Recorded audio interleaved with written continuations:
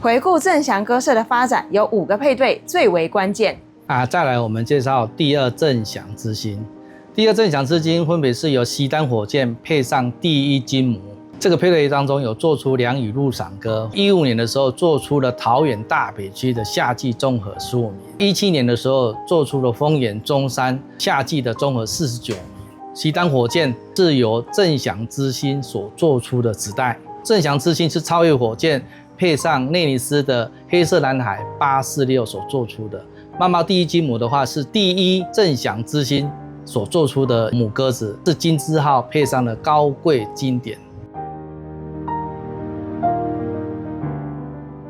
这次林基生的全社拍卖会有超过10羽综合入赏，以及许多重要的留种鸽后代，不要错过喽！